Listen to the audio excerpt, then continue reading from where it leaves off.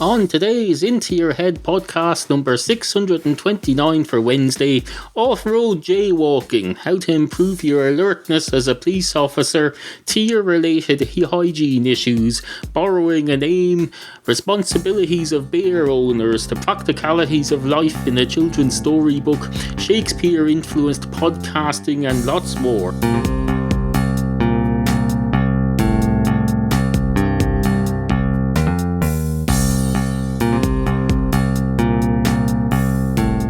To begin or not to begin, that is the question. Whether 'tis nobler in the mind to sit here spouting crap that came out of allegedly Shakespeare's quill 700 years ago, or instead to do a two cats walk into a bar story on autopilot, or else to come up with something new, something old, something borrowed, something blue.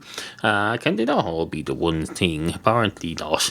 What about something stolen? Let's see, have you anything stolen here? I don't think so. I don't tend to steal things myself. I'm neither a petty thief nor a criminal of any kind. I obey the laws of the land, unlike the bear that you're going to be hearing about later. Although now it's not as simple as that, as you'll find out later in the show.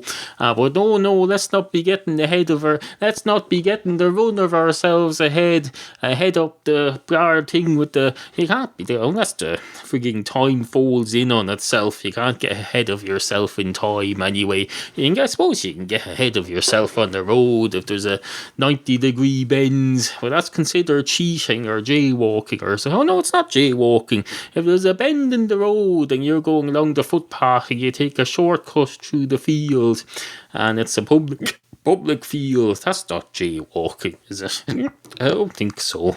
We don't worry too much about jaywalking over here anyway. You pretty much get away with it. You can be walking across the road half a metre away from a traffic light and a cop can be coming down the road the other way and just say hello. You say, hello, how are you?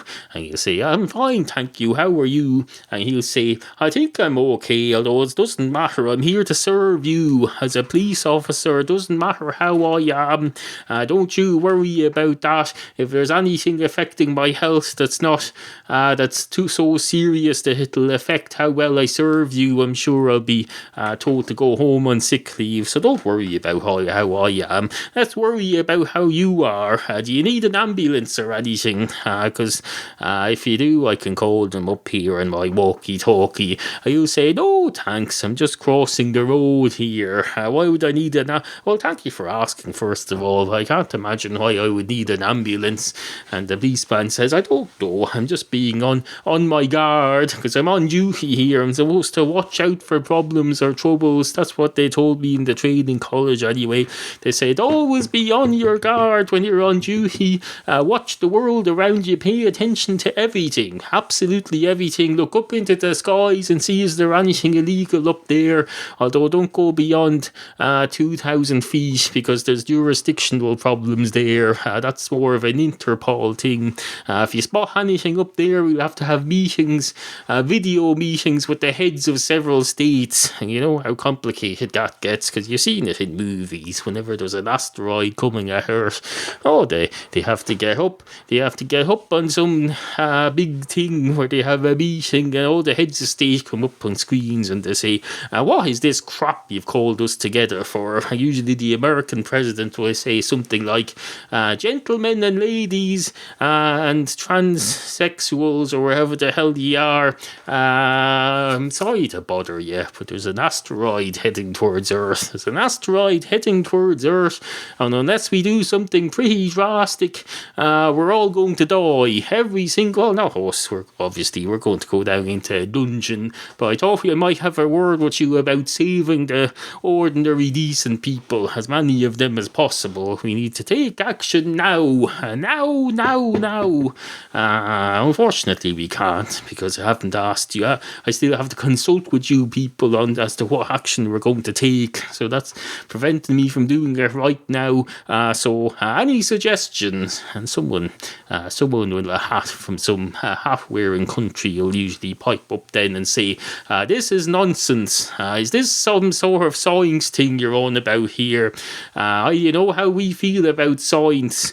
And then the president will say, indeed I do, but look up there. And they'll all look up through the dome in the middle of the meeting place, except they're all on screen as they're coming from, I forgot, it was a teleconference, so some of them will be there in the building presumably, or he'll point the camera up for them and they'll see the asteroid coming down out of the skies, and they'll say, gentlemen, this pointer is going to propose that we have a short tea break and get to know each other a bit better, but we seem to be running out of time here. That's what happens there anyway.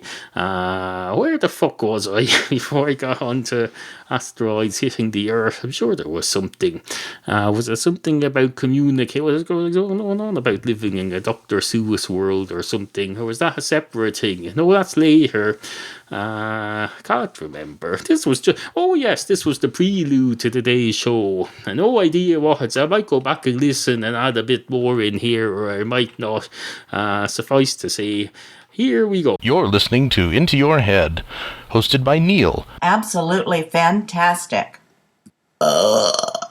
Once upon a time, there was a bear. That bear went by the name of Aloysius, except Aloysius wasn't his name, but names don't belong to anybody in this world. They're not a piece of, if you find a name somewhere, it's not a piece of property. It's only on loan to you from the universe for maybe 80 or 90 years or so, and then it's taken back, and someone else can have the same name out at the same time. It's not like an old-fashioned book library where if someone takes the book out, nobody else can take it out until you've brought her back. Oh no, more than one person can borrow that name during any one lifetime. So don't get all up on your high horse about your name being special. It's not. It's just a word. Anyone else can use it. In fact, they could use that word for a purpose other than a name, as Jesus learned to his detriment over the last couple of thousand years. But no. Anyway, this bear, Aloysius, he was walking along the street one day, minding his own business. Unfortunately, his business was murder. His business was to go around murdering people and eating them just for fun, partially for nutrition, but no, mostly for fun. It's very fun. I imagine, not that I'm in favour of it or anything, but I would imagine that killing people can be fun if you really get into it, but I don't condone it. Anyone listening to this podcast who's thinking of taking up killing people as either a pastime or a professional pursuit to be the breadwinner, don't do it. I'm strongly against it. I go so far as to say it should be illegal. In fact, for my jurisdiction it's illegal to kill people over here. You're not allowed to go out into the street, bear or no bear.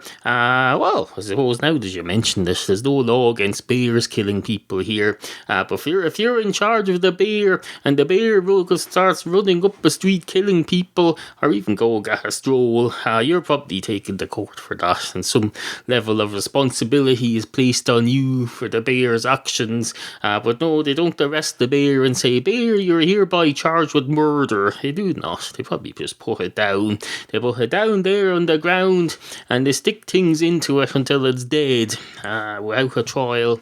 No trial for the bear, but I can tell you can be damn sure to Christ as hell that if you're the owner of the bear when it does that, you're going to get tried, and you'll have to say, are you guilty or not guilty of having a bear running around in the street? And what do you think? You can't be having it. You can't have, in a civilised society, bears running around in the street out of control killing people. No, that's no way for a society to live. Into Your Head.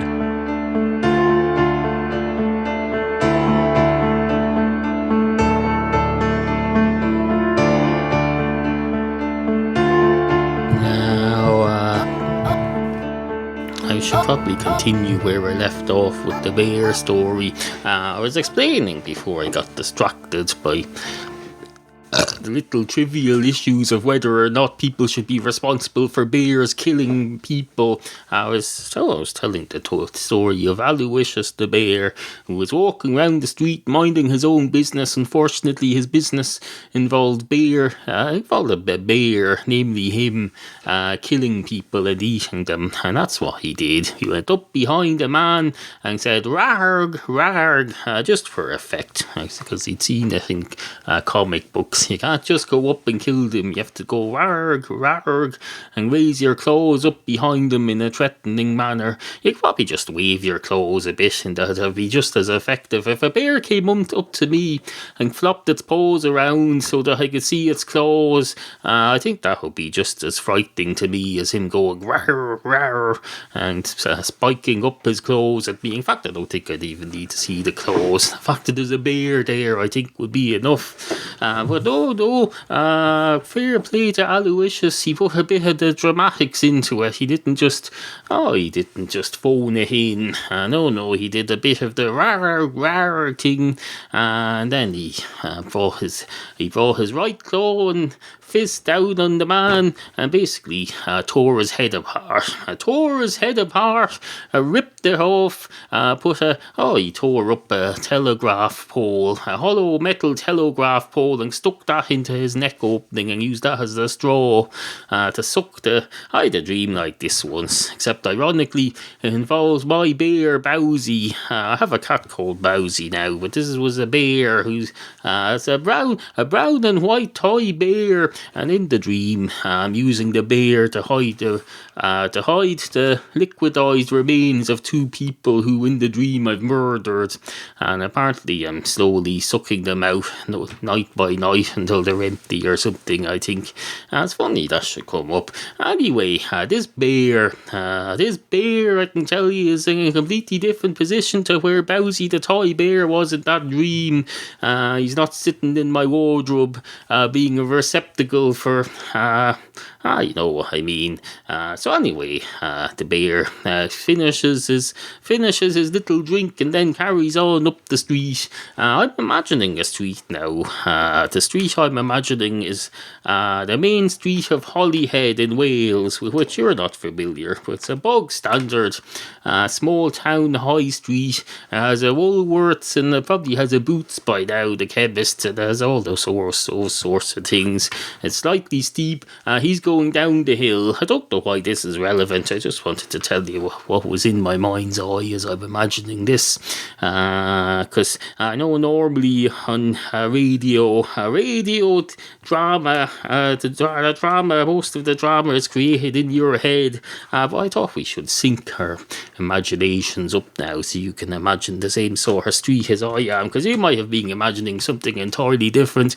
You might have been imagining Times Square at night with people queuing up to watch David Letterman in their anoraks and maybe some prostitutes roaming the streets. No, it's the main street in the beautiful, picturesque Welsh seaside town it's where you go if you get a car ferry from Dublin to Wales. You get off at Holyhead and you're drunk by then. Because in those days when I was in 15 or 16, we'd get a day return trip to Wales on the ferry, because you get pissed on the ferry and then you wander around puking around Holyhead for a couple of hours.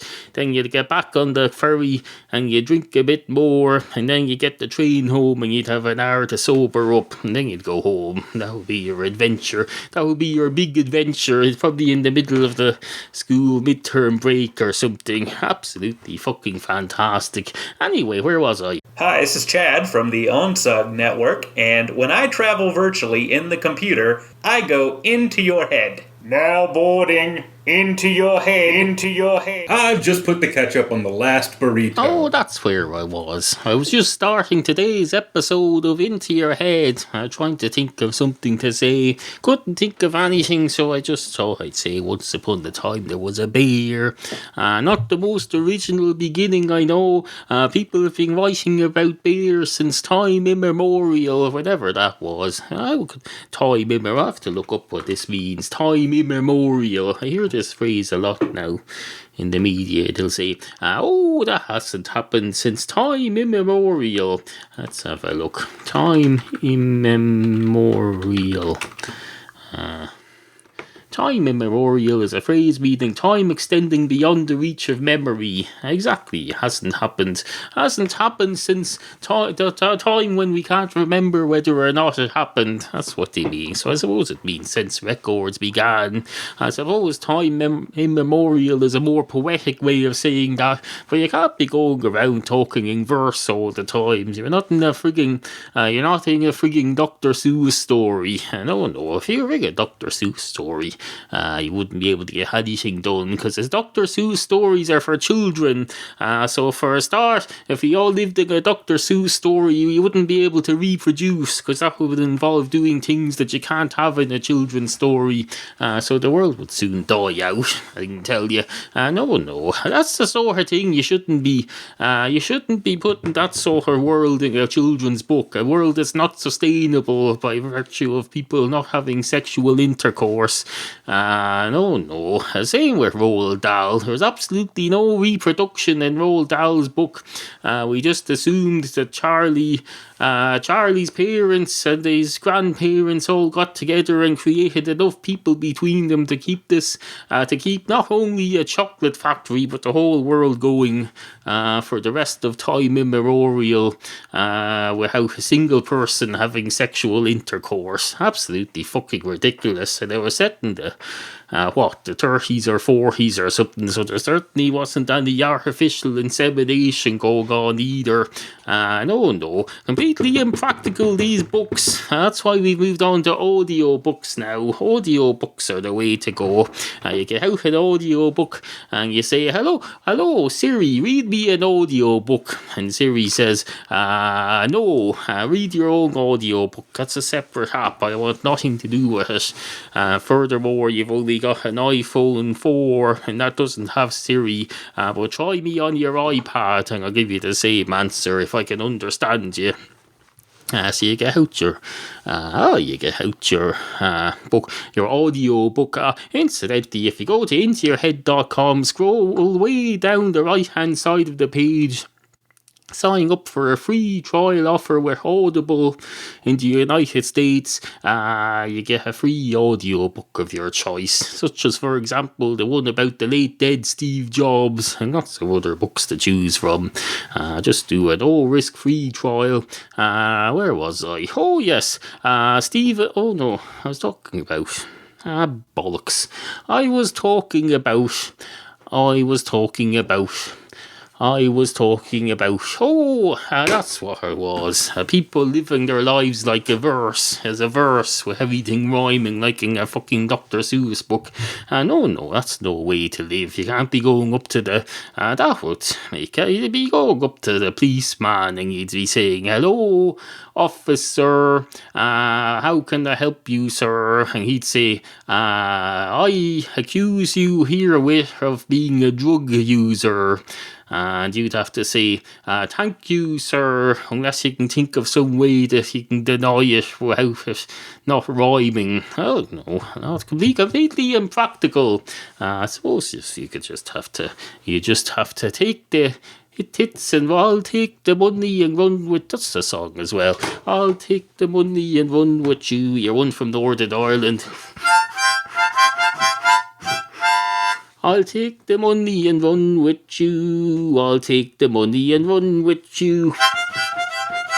That's not really known abroad, I don't think. I think it's a local thing. Some woman about 10 years ago did that. Where was I anyway? Oh yes, the bear.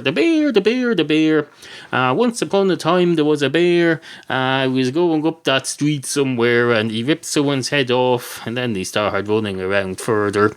And then some men turned up with guns and they blasted him to the other side of the Irish Sea. That's that's just a saying, but the Irish Sea is quite narrow there at that point, so maybe that was possible. That's why the ferries go across there, because it's not far. There's a bit of Ireland jutting out and a bit of the British Isles jutting out towards Ireland, and you can have a relatively short sailing across, so it's efficient, as long as you can figure out how to get to the terminal.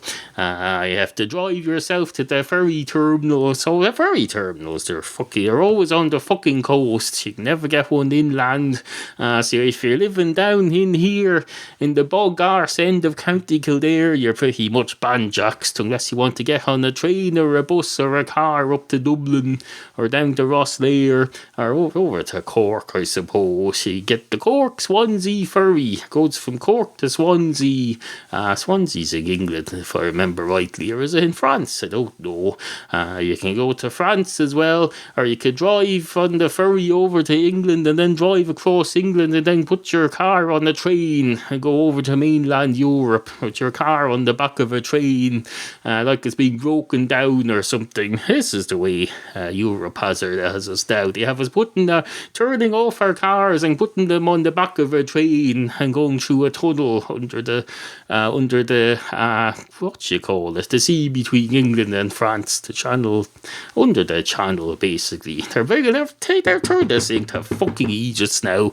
We can't call our chocolate. We can't call our sausages unless there's meat in them, and we can't drive our own cars through a tunnel that we paid for going under the sea. We have to put them on the back of a frigging trailer attached to a frigging probably nuclear powered train engine. It probably has a happy smiley face on it like Thomas the Tank Engine, and then it goes off to Euro Disneyland. I've never been to Euro Disneyland. I presume it's like any other Disneyland except it's in euros. Everything's in euros. They say, hello, your dollars are no good to us here, although I suppose you could go into the bank there and exchange them for the appropriate currency. Or is that a credit card, in which case it doesn't really matter? Well, not yet. So you can push it in the machine here and it'll take the appropriate amount of money at the appropriate exchange rate, and then you can go off about your business. Wait a minute, are you a bear?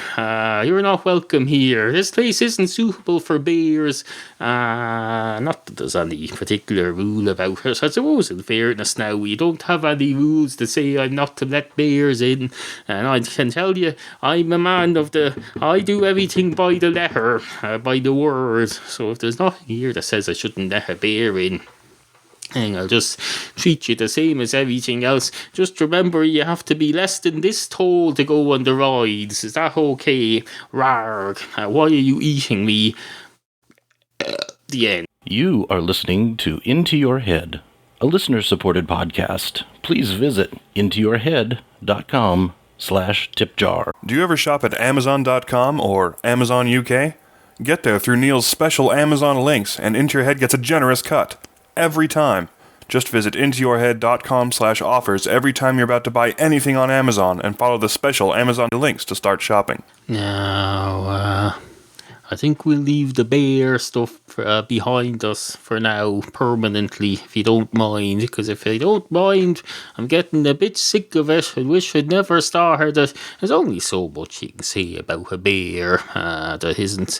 It's like fucking crap.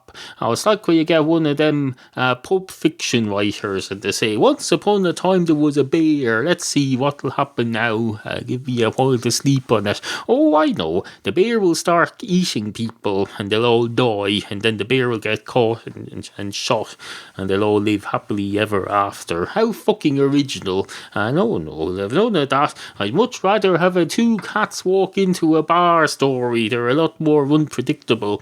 Anyway, two cats walk into a bar. One of the cats goes straight up to the bar counter and waits to be served. The other cat sits down in the lounge area, finds a comfortable sofa-like seat and sits down in it and starts absent-mindedly scratching the table.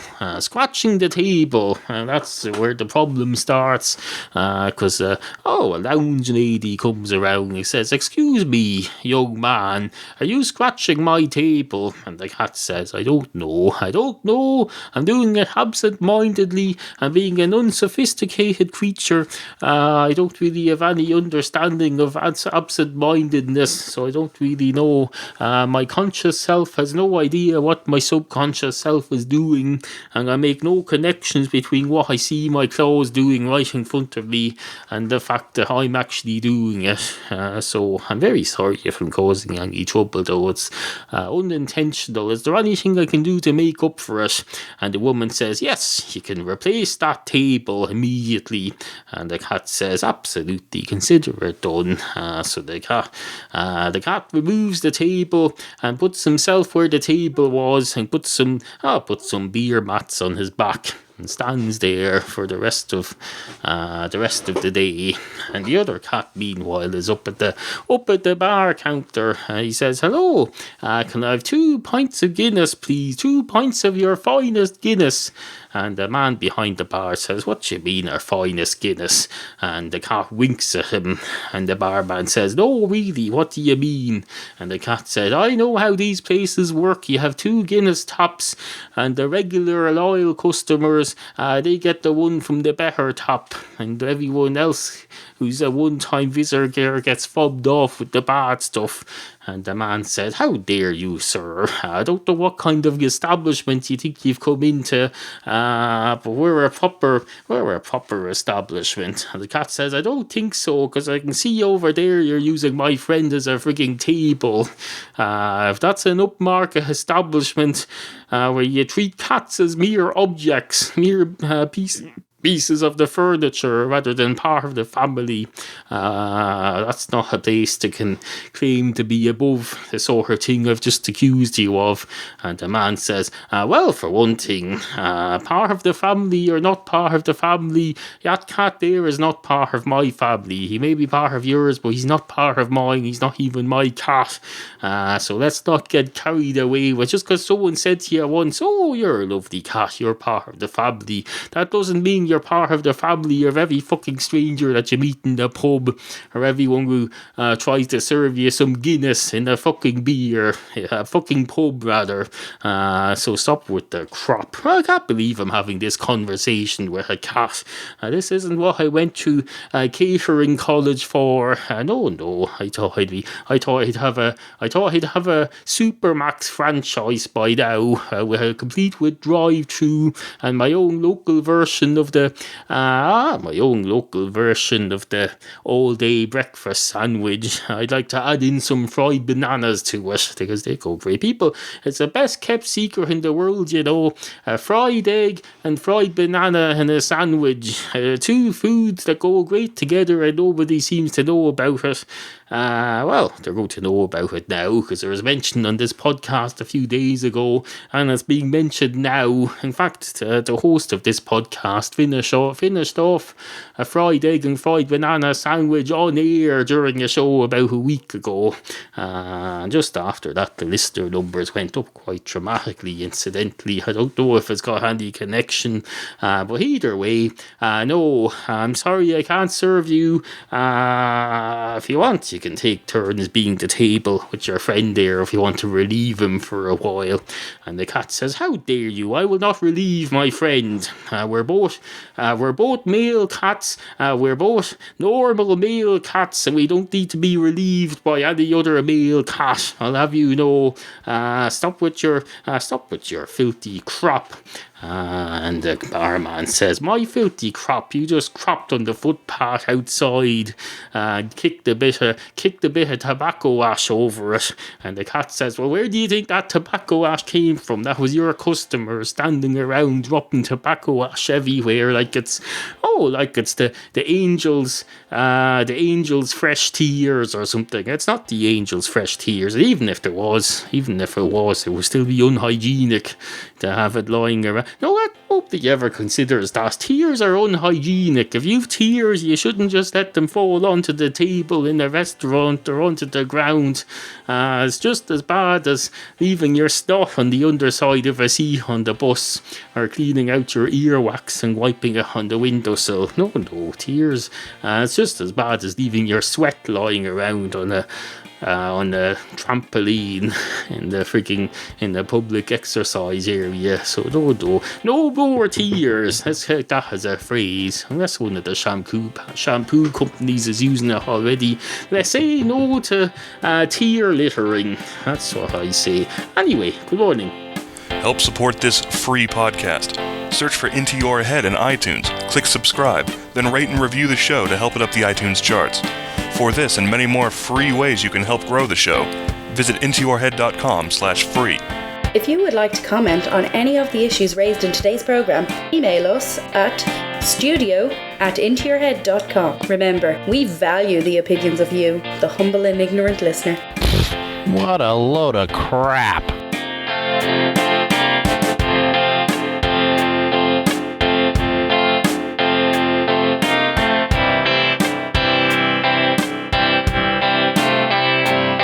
Sit, Pippi, sit. Good cat. Intoyourhead.com.